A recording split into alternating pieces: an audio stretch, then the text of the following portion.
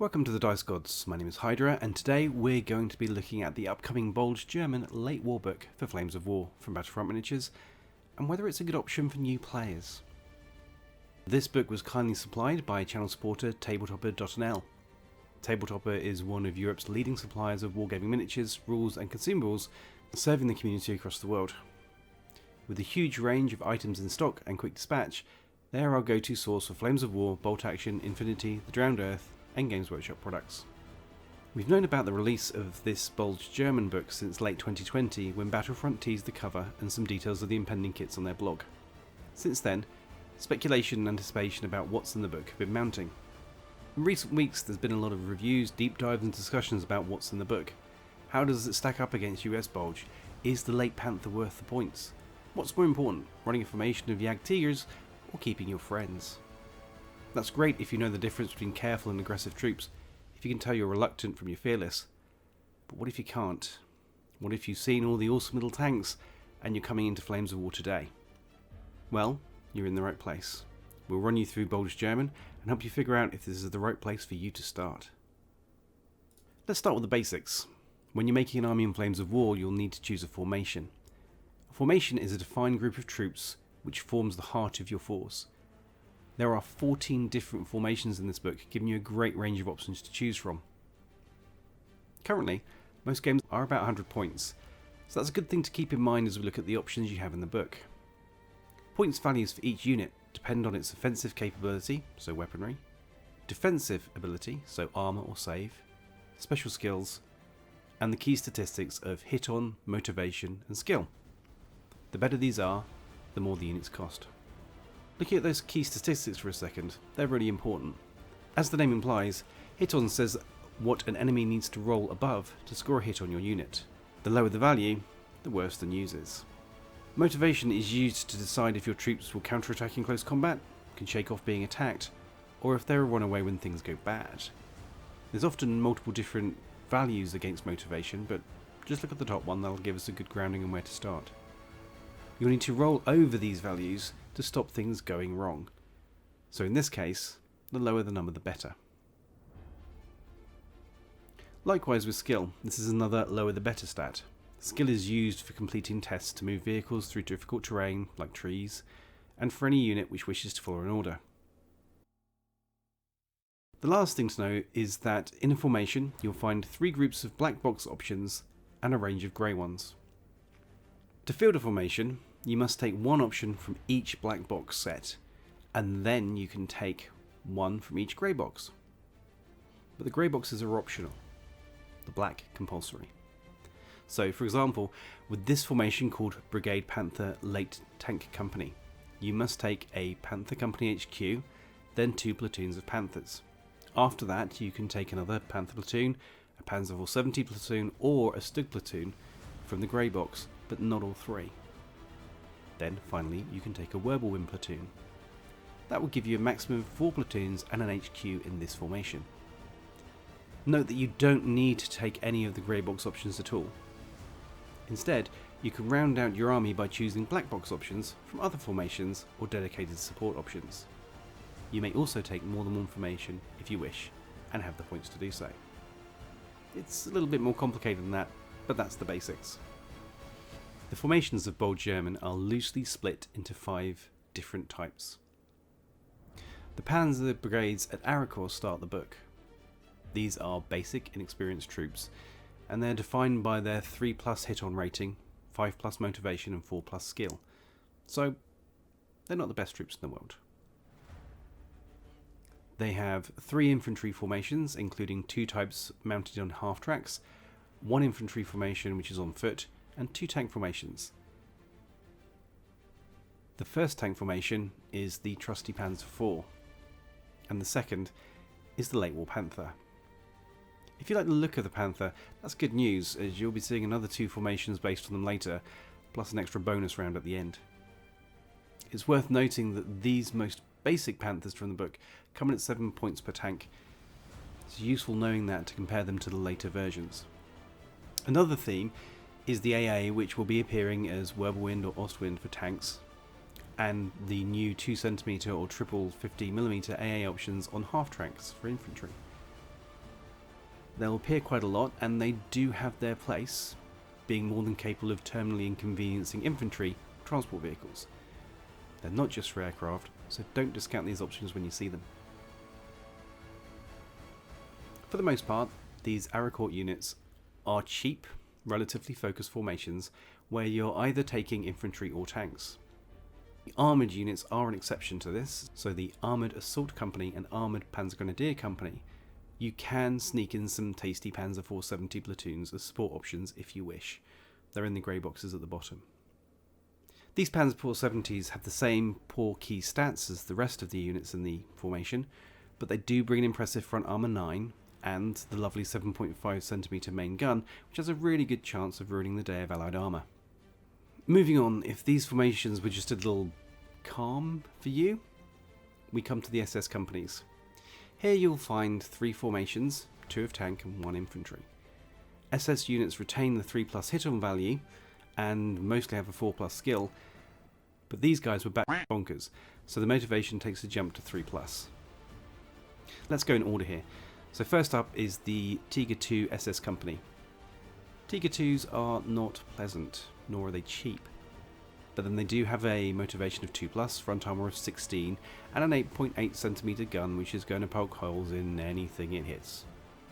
You'll note that the second black box option here lets you take either a Tiger 2 platoon or a Panther platoon, helping you to keep the points down in the formation. So with a minimum sized HQ, Tiger 2 platoon and Panther platoon, this would still come in at 76 points for only 6 tanks, so keeping the points down is a relative term. The second formation is the Ubiquitous Panther, this time coming in at 11 points per tank rather than the 7 we saw before, due to the motivation buff. If you were looking earlier, you might notice that you can also take platoons in different sizes here too. The Arracourt Panthers allowed you only to take 3 tanks per platoon, but the SS lets you take 3, 4 or 5. Both of these tank formations are interesting as their first grey support box lets you take more tanks or a range of different types of infantry. Having infantry mixed in with your tanks is great, as your troops can take and hold objectives much more reliably than tanks, and many Flames of War games are all about those sweet, sweet objectives. The last SS formation is another Armoured Panzergrenadier Company, but, as with the tanks, there's a lot more flex in this SS formation. For your second black box option, you can take infantry of various flavours, Tiger 2s, Panthers, Panzer 470s, or Panzer 4s.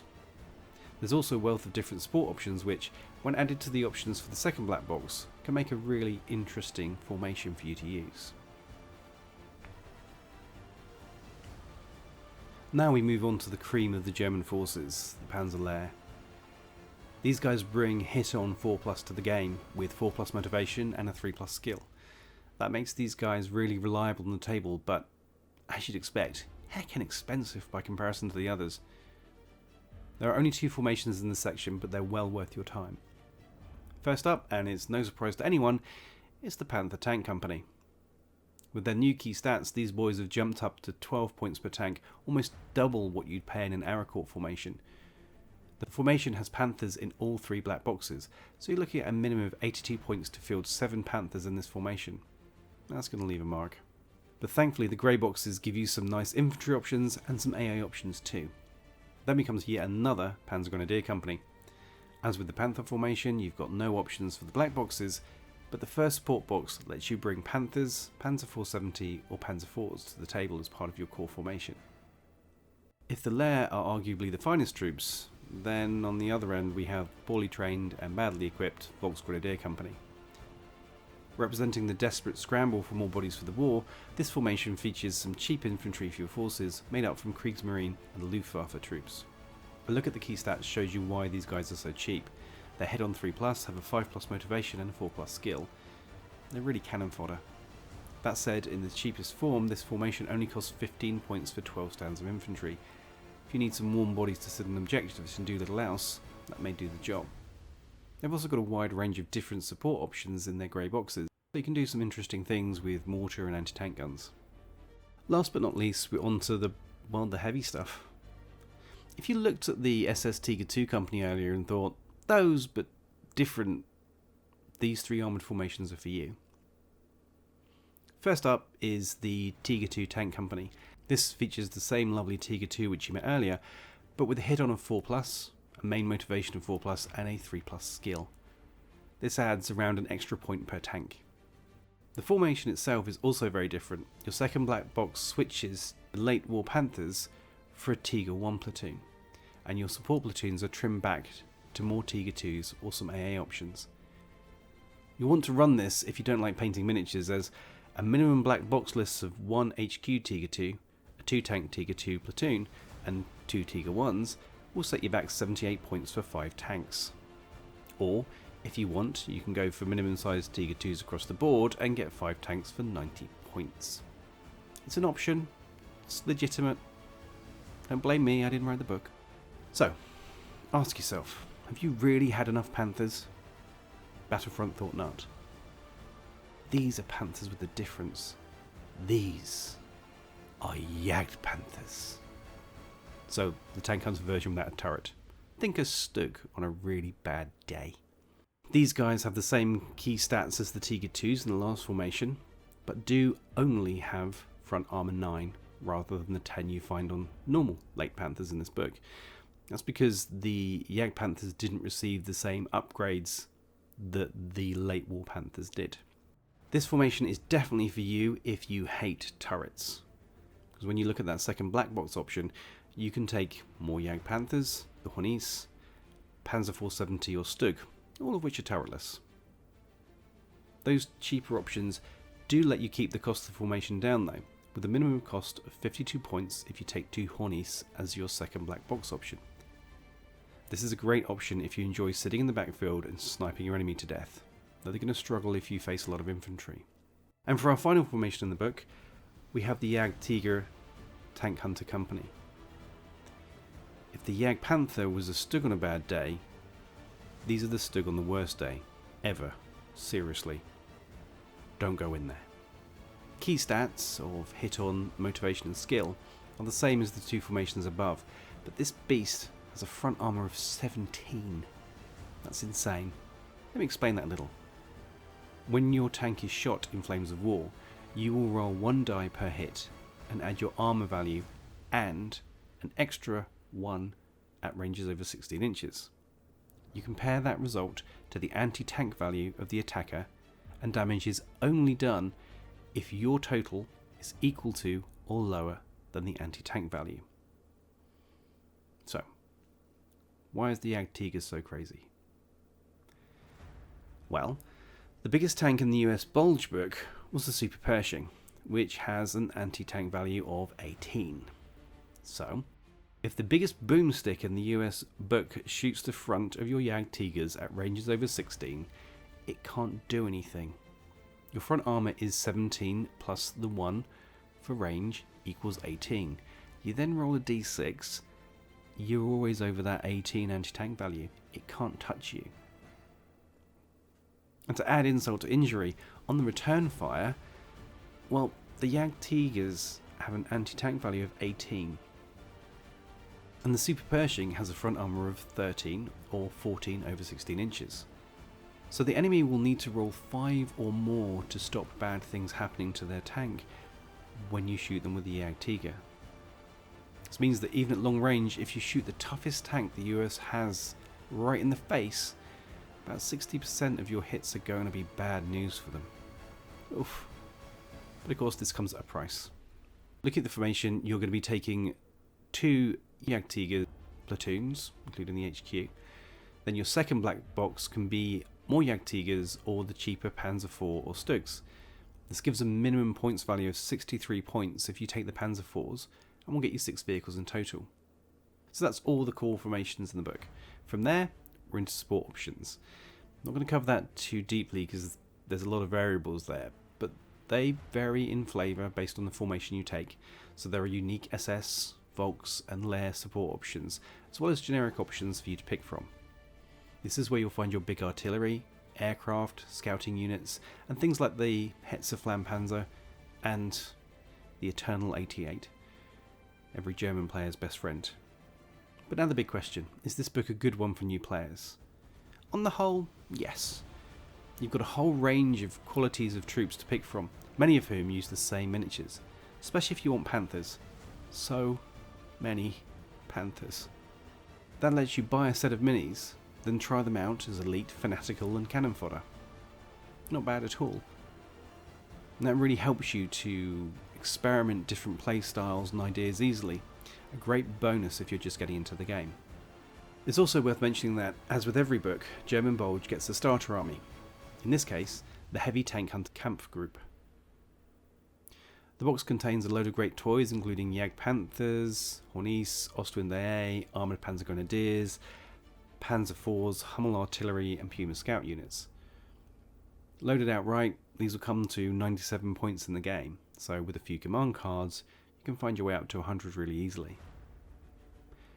All in all, Bulge German is a great addition to Flames of War and brings some unique and interesting options, even over what we've seen before. If you're a new player, it's a great place to start. You've got great flexibility in the way that you can use your army and the different units that you can bring to bear. I think with a range of different options in this book, it will encourage experimentation, and that's only good. You'll find that some of these formations are easier to use than others, some of them require real skill and finesse, and others can take some mistakes without falling apart. So definitely get stuck in here. And that's it, our review of Bulge German for Flames of War. We hope you enjoyed it, and if you did, please like this video and consider sharing and subscribing. Thanks for watching, and we'll see you again soon.